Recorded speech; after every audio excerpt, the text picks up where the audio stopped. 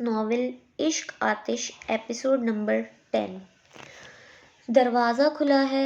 اس کی آواز پر ملازمہ نے دروازہ کھول کر اندر جھانکا۔ مہمان چلے گئے ہیں تانیہ بی بی، اور سب آپ کا کھانے پر انتظار کر رہے ہیں۔ پاپا آ گئے؟ اس نے پوچھا۔ نہیں۔ ٹھیک ہے تم چلو میں آتی ہوں۔ اس کے جانے کے بعد وہ ڈائری ہاتھ میں لیے اٹھی اور چلتے ہوئے تصویر کے سامنے جا کھڑی ہوئی۔ مجھے شک سا ہو رہا ہے کہ ملیحہ فاروقی آپ ہی ہیں، اور اگر آپ ملیحہ ہیں تو یہ ڈائری بھی آپ نے ہی لکھی ہوگی۔ ہمیشہ سے میرا دل چاہتا تھا کہ میں آپ کے بارے میں کچھ جان پاؤں، اور اب یہ ڈائری مجھے آپ کے بارے میں کافی کچھ بتانے والی ہے۔ مگر گھبرائیے مت، پڑھ کر آپ کی ڈائری واپس کر دوں گی، اور اس میں جو بھی لکھا ہے وہ میرے اور آپ کے درمیان ہی رہے گا، یہ میرا وعدہ ہے۔ وہ چپ ہوئی، پھر اپنی ہی حرکت پر ہنستے کمرے سے باہر آ گئی۔ اس نے ڈائری اپنے کمرے میں رکھی اور کھانا کھانے نیچے آ گئی۔ ڈائری پڑھنے کی جلدی میں اس نے ٹھیک سے کھانا بھی نہیں کھایا اور چند نوالے لے کر ہی اپنے کمرے میں آ گئی۔ کمرے میں آ کر اس نے لائٹ آن کی، دروازہ لاک کر کے ڈراز میں سے ڈائری نکال کر بیڈ پر چڑھ کر بیٹھ گئی۔ ملیحہ لائبریری میں بیٹھی کتاب کے مطالعے میں غرق تھی کہ اسے اپنے چہرے پر کسی کی نگاہوں کی تپش محسوس ہوئی۔ اس نے سر اٹھا کر دیکھا مگر کوئی بھی متوجہ نظر نہیں آیا، تو سر جھٹک کر واپس کتاب پر نظریں جما دی، مگر کسی کی نظروں کا احساس بدستور تھا۔ وہ چڑ گئی۔ آج تیسرا دن تھا کہ وہ کتاب لے کر بیٹھی اور کسی کی نظروں کا شدت اسے بے چین کرنے لگا۔ 2 دن تک وہ اپنا وہم سمجھ کر نظر انداز کرتی رہی، مگر آج سچ مچ میں اسے غصہ آ گیا تھا۔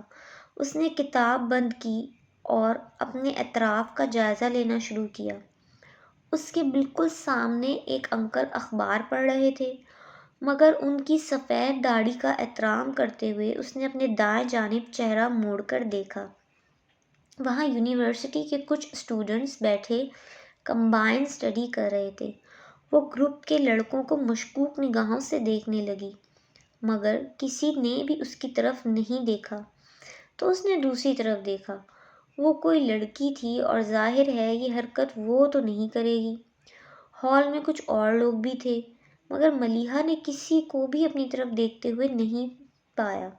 کیا مصیبت ہے؟ اسے سخت بیزاری ہوئی۔ 2 دن سے یہی ہو رہا تھا۔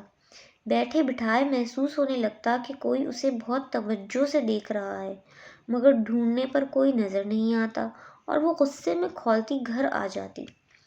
اپنی طرف سے تو اس نے مسئلے کا یہ حل نکالا تھا کہ آج صبح کے بجائے شام کو آئے گی، اور اپنی مخصوص جگہ سے ہٹ کر بیٹھی تھی، مگر سامنے والا بھی کافی مستقل مزاج تھا۔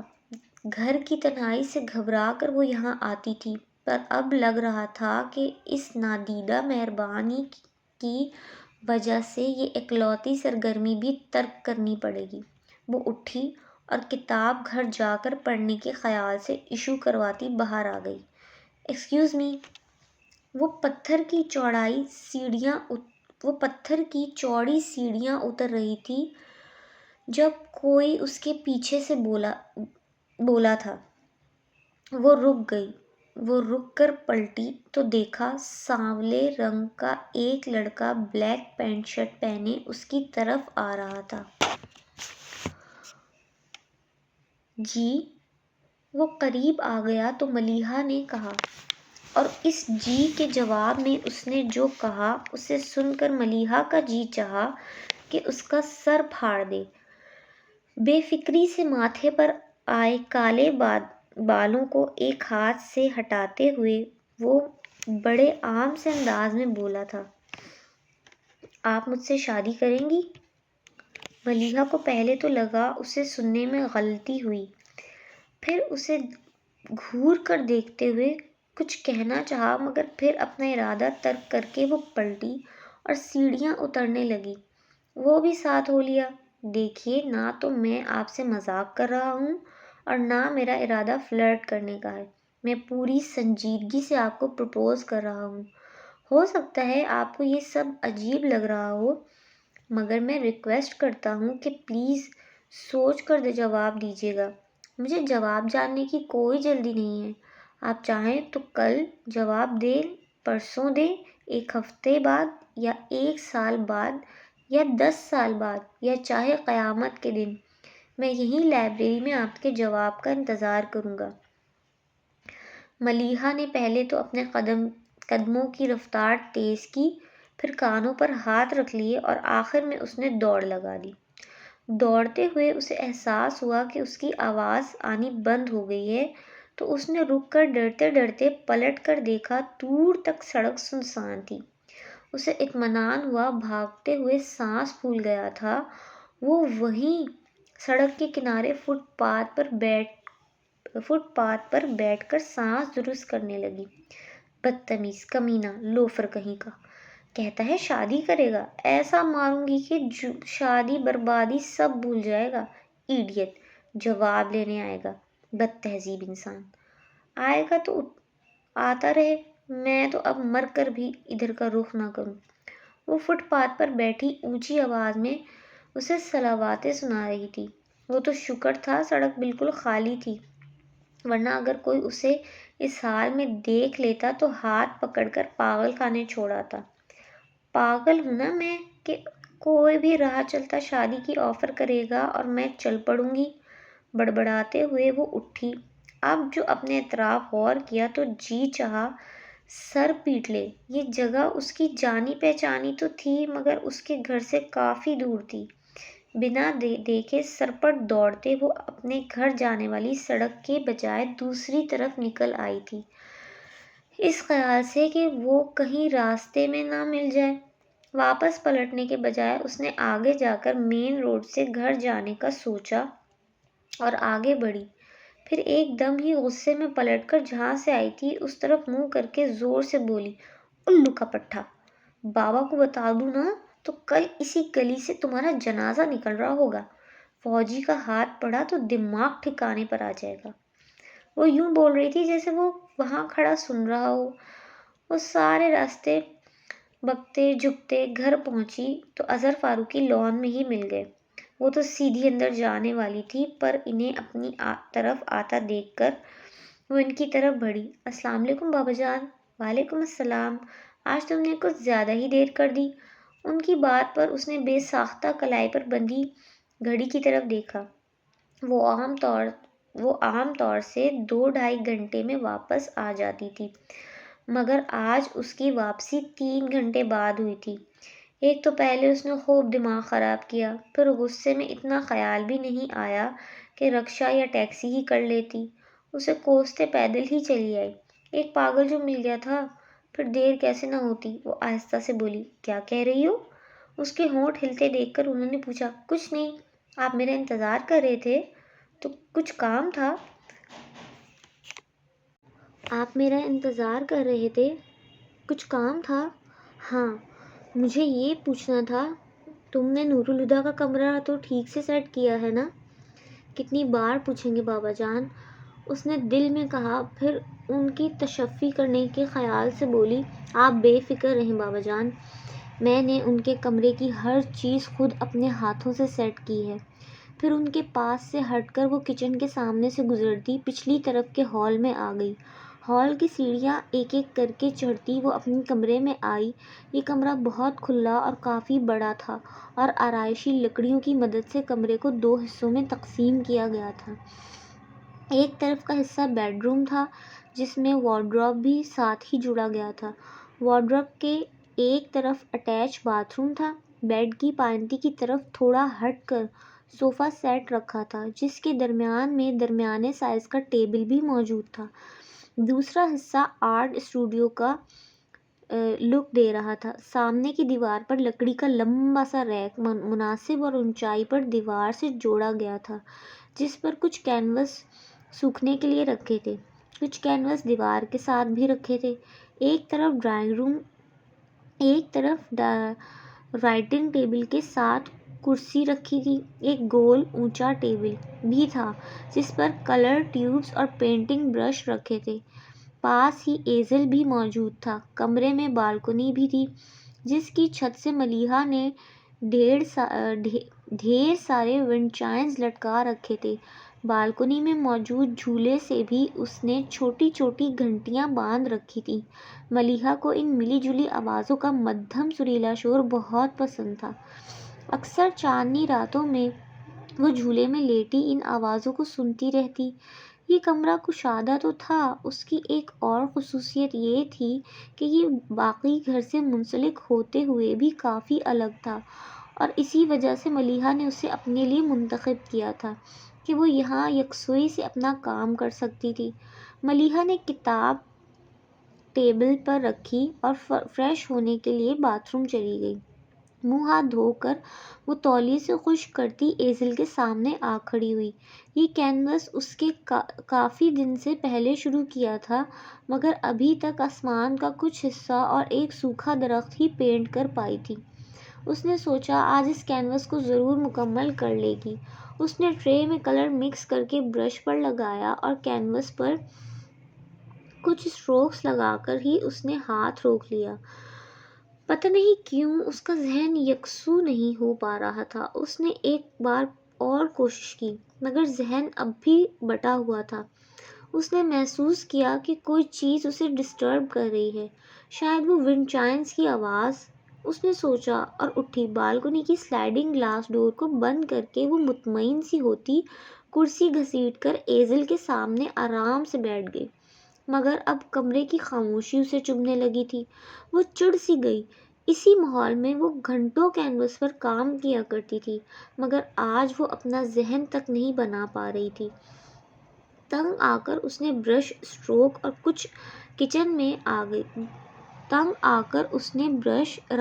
اور کچن میں آ گئی۔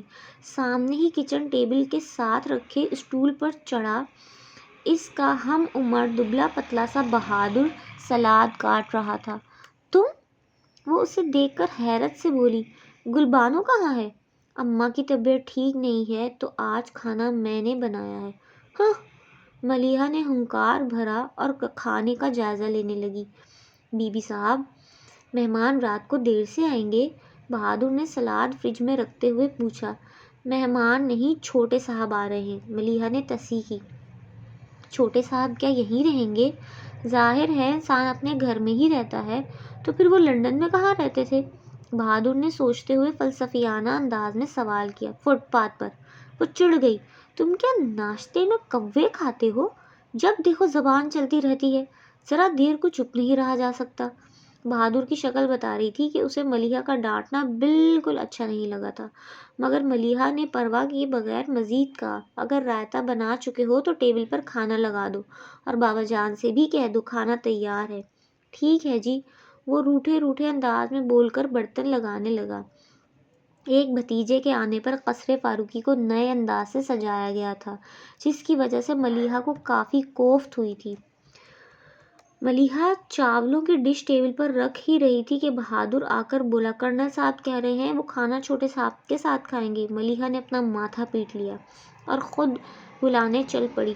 اس نے اسٹڈی میں پیر رکھا ہی تھا کہ اس کی ہنسی چھوٹتے چھوٹتے رہ گئی۔ ہمیشہ کی طرح سفید براق کرتا شلوار میں کالے رنگ کے سادہ سے چپل پیروں میں ڈالے سنہرے فریم کے اینک لگائے وہ سامنے کرسی پر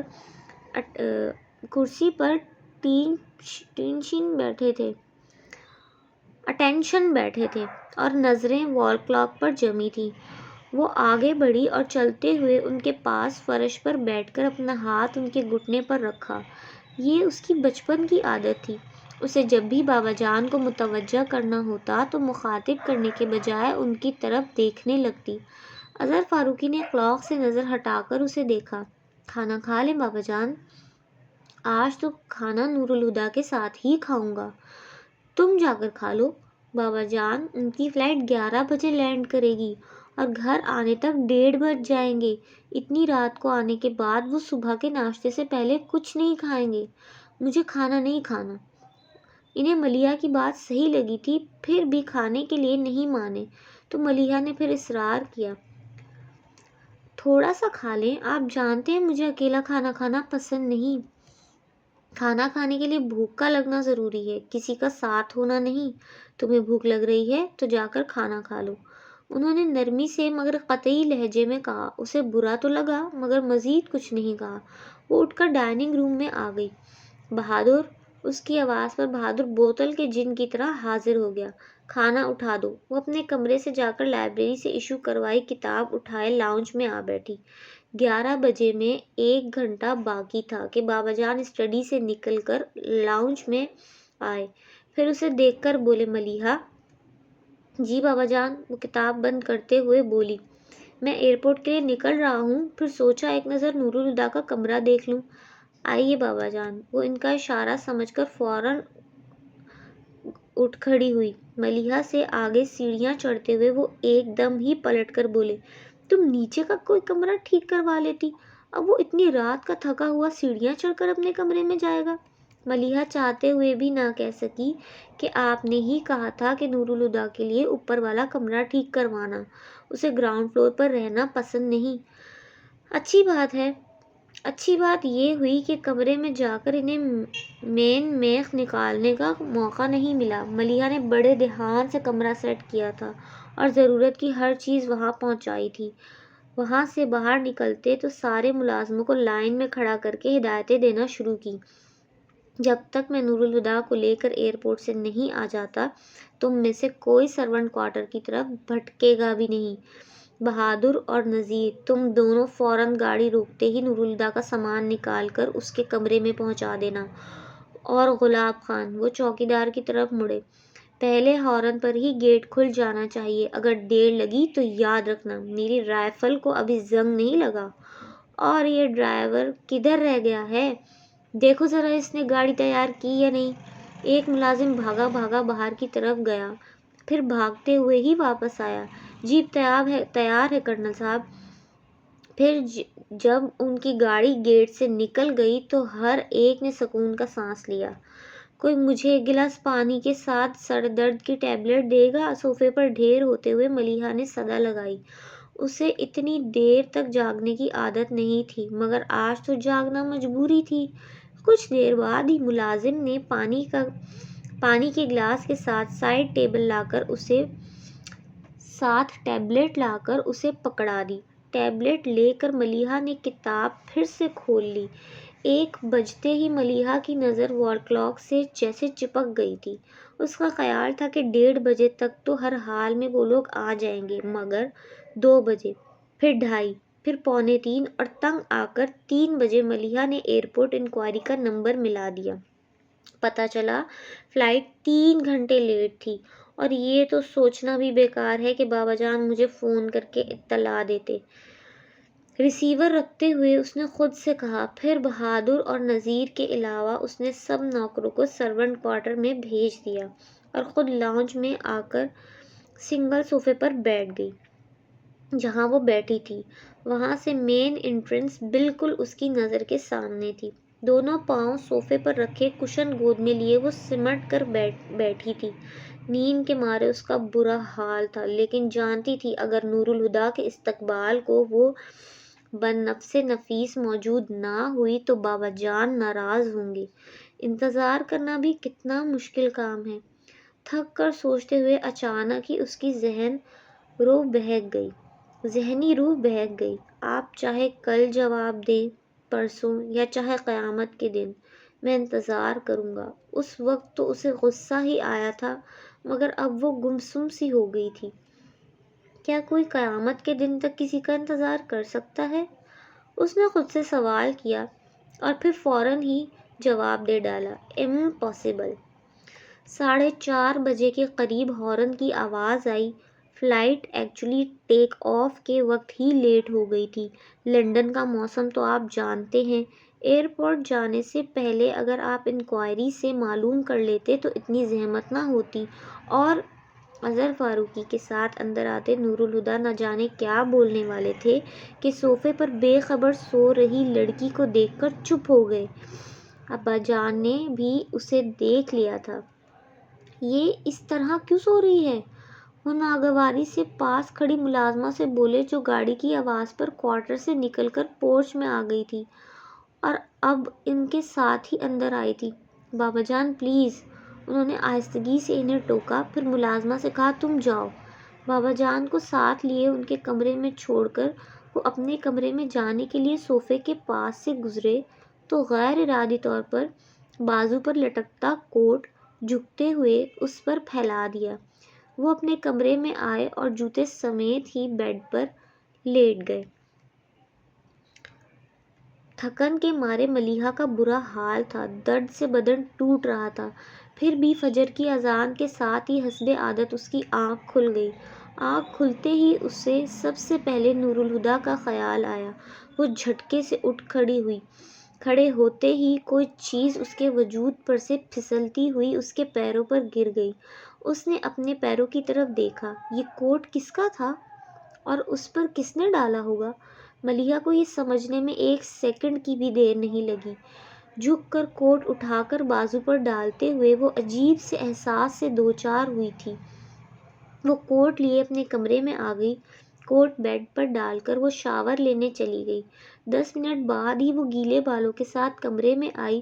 بالوں کو تولیے سے سکھا کر اس نے چادر اوڑھی اور جانماز بچھا کر قبلہ رو کھڑی ہوئی۔ اس نے نیت باندھ لی۔ نور الہدیٰ یوں بھی سحرخیز تھے، پھر وہ فلائٹ میں نیند پوری کر چکے تھے۔ سورج کے چھپ دکھاتے ہی وہ ٹریک سوٹ پہنے لان میں نکل آئے۔ دوڑتے ہوئے لان کے کئی چکر کاٹ کر وہ ایک جگہ رکے، بار بار جھک کر اپنے پنجوں کو چھوتے۔ وہ ایک بار اٹھے اور پھر جھکنا بھول گئے۔ وہ اپسرا نہیں تھی مگر اپسرا لگ رہی تھی۔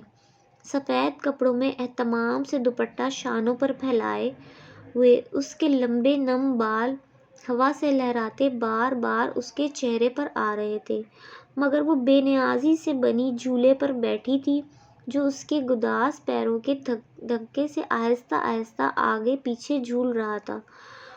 وہ سر اٹھائے بڑی محویت سے آسمان کو دیکھ رہی تھی کہ تبھی سورج کا راستہ روکے بادل ایک دم سے سامنے آئے اور اس کا وجود کرنوں کی زد میں آ گیا۔ وہ ہنس پڑی اور ہنستے ہوئے اس نے یوں ہی اپنا سر جھکایا تو نظر ٹریک سوٹ پہنے بت کی طرح ساکت کھڑے شخص پر پڑی۔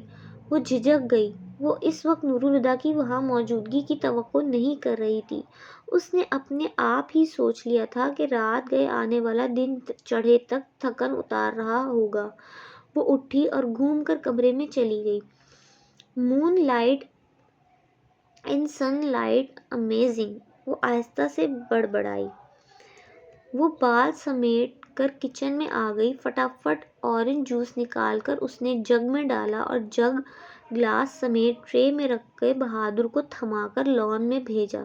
پھر اپنے ناشتے کی ٹرے تیار کر کے وہ کچن سے نکلنے والی تھی۔ نور الہدیٰ جوس کا گلاس ہاتھ میں لیے کچن کے دروازے سے اندر آ گئے۔ ہیلو ملیحہ، اسے دیکھ کر اپنا ہاتھ آگے بڑھاتے وہ بولے تو ملیحہ نروس ہو گئی کہ ان سے ہاتھ ملائے یا نہیں۔ اسی گھبراہٹ میں وہ ان کے ہیلو کا جواب نہیں دے سکی تو وہ غیر ارادی طور پر اپنا ہاتھ نیچے کر کے اس کی طرف جھک کر بولے آئی ایم رانگ۔ اس بار وہ اعتماد سے مسکرائے نو انڈیڈ، ناٹ انڈیڈ۔ پھر ان کے ہاتھ میں پکڑے آدھے خالی گلاس کو دیکھ کر بولی اور چاہیے؟ نو تھینکس۔ ملیحہ سمجھ نہیں پا رہی تھی کہ ان سے کس انداز میں بات کرے، اس لیے بات کرنے سے بچنے کی خاطر وہ ٹرے اٹھائے ان کے برابر سے گزر کر آگے بڑھ گئی، مگر اگلے ہی قدم پر اسے رک جانا پڑا۔ میں 15 منٹ میں نہا کر آتا ہوں، تب تک آپ میرا ناشتہ تیار کر لیں۔ کوئی خاص اہتمام کرنے کی ضرورت نہیں ہے، بس جو باقی گھر والے لیتے ہوں، البتہ چائے اسٹرانگ ہونی چاہیے۔ گلبانو کو ہدایت دے کر وہ پلٹے تو ملیحہ کو دیکھتے ہی ان کے منہ سے نکلا واٹ ہیپنڈ؟ اس نے بھی فوراً سے جواب دیا نتھنگ۔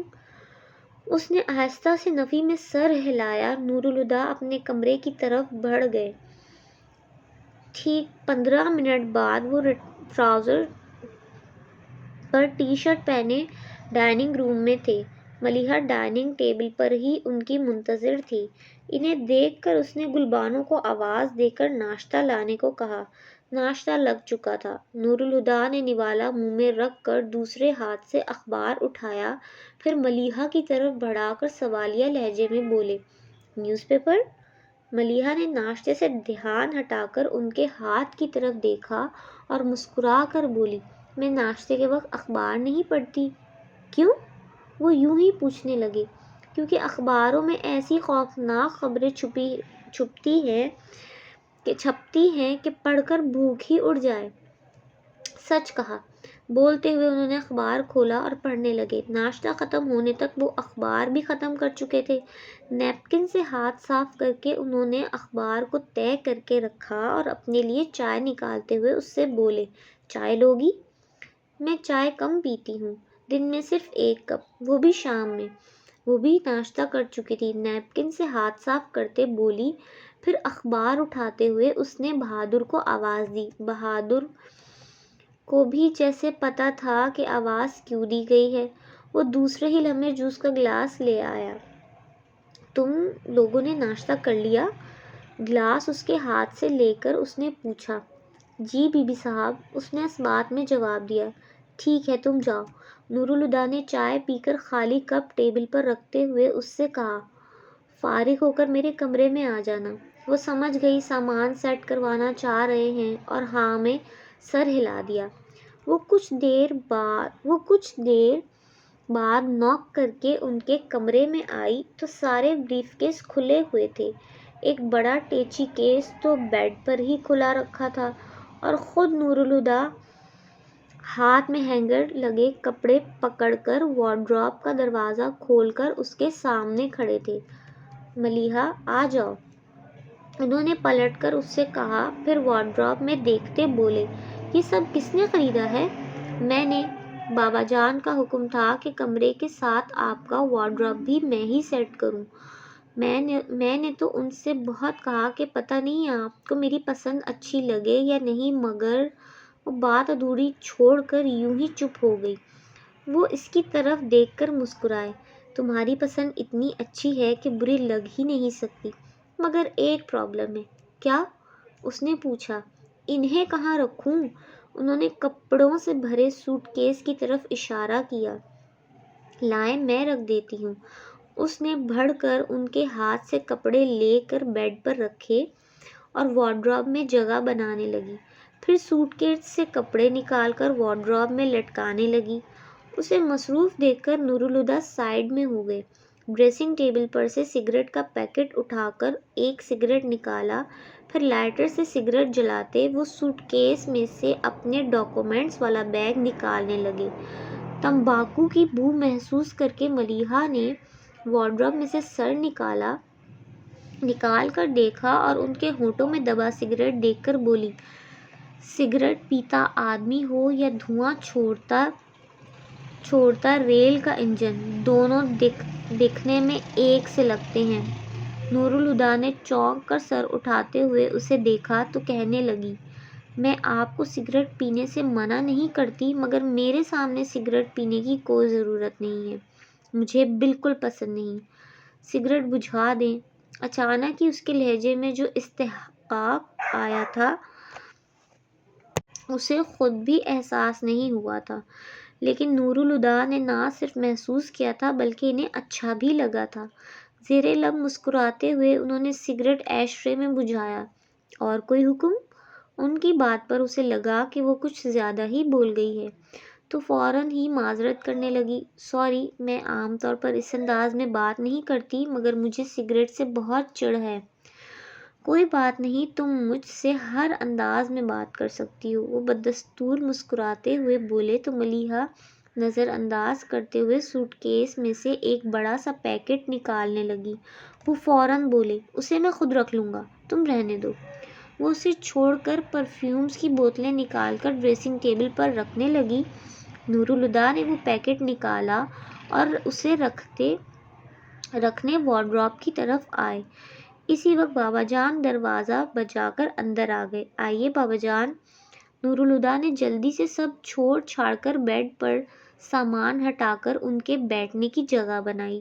کیا بات ہے، تم اتنی صبح جاگ گئے؟ نیند نہیں آئی؟ نیند تو آ گئی پر آنکھ جلد ہی کھل گئی۔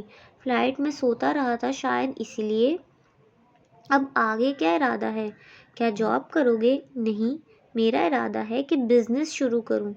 کیوں نہیں؟ وہ خوش ہو کر بولے۔ تم نے اس بارے میں کچھ سوچا ہے؟ کیا بزنس کرو گے؟ کچھ پلانس تو ہیں، مگر میرا خیال ہے پہلے یہاں کی مارکیٹ کو سرچ کر لوں۔ ٹھیک کہہ رہے ہو، مگر آتے ہی کام میں لگ جانے کی کوئی ضرورت نہیں۔ کچھ دن آرام کرو، پھر ان معاملات پر غور کرنا۔ ویسے اب تم آ گئے ہو تو ساری ذمہ داریاں بھی تمہیں ہی اٹھانی ہوں گی۔ سفر کی تھکن اتار لو، پھر میں تمہیں زمینوں کا حساب کتاب بھی سمجھا دوں گا۔ بلکہ اگلی بار نواب شاہ جاتے ہوئے میں تمہیں بھی ساتھ لے جاؤں گا۔ بابا جان پلیز، زمینداری وغیرہ میں مجھے کوئی دلچسپی نہیں۔ ویسے تو میں آپ کے ساتھ جا سکتا ہوں اور جاؤں گا بھی، لیکن حساب کتاب والا معاملہ آپ اپنے ہاتھ میں ہی رکھیں۔ نور الہدیٰ بڑی انکساری کے ساتھ بولے۔ بابا جان ہنسے اور کہنے لگے، مظہر فاروقی کا بیٹا کہتا ہے کہ اسے زمینداری سے دلچسپی نہیں؟ یہ تو کمال ہی ہو گیا۔ بھائی جی پکے زمیندار تھے۔ میاں جی کی زندگی میں ہی فصلوں کی بوائی کٹائی کا کام انہوں نے اپنے ذمے لے لیا تھا، پھر وہ اچانک ہی سنجیدہ ہو گئے۔ دلچسپی کی بات کی ہے تم نے۔ مجھے بھی زمینداری سے دلچسپی نہیں تھی اور نہ ہے۔ بھائی جی جب تک تھے میں نے کبھی مڑ کر بھی زمینوں کی طرف نہیں دیکھا، مگر باپ دادا کی نشانیاں خود سے الگ بھی تو نہیں کی جا سکتی۔ ملیحہ نور الہدیٰ کے بغیر تو سامان سیٹ کر نہیں سکتی تھی، اور نور الہدیٰ بابا جان کے ساتھ باتوں میں مگن تھے۔ وہ کچھ دیر تو کھڑی ان کی باتیں سنتی رہی، مگر جلد ہی بور ہو گئی۔ بابا جان بیڈ پر بیٹھے تھے اور نور الہدیٰ ان کے سامنے جس جگہ کھڑے تھے، ملیحہ کی طرف ان کی پشت تھی اور وہ ان کی نظر میں آئے بغیر کمرے سے نکل سکتی تھی۔ اس نے ہاتھ میں پکڑی چیزیں آہستگی سے ڈریسنگ ٹیبل پر رکھیں اور نامحسوس انداز میں دروازے کی طرف بڑھ گئی۔ باہر جانے کے لیے وہ جیسے ہی نور الہدیٰ کے پیچھے سے گزری، بالکل اچانک ہی انہوں نے پلٹ کر اس کی نازک کلائی اپنی گرفت میں لے لی۔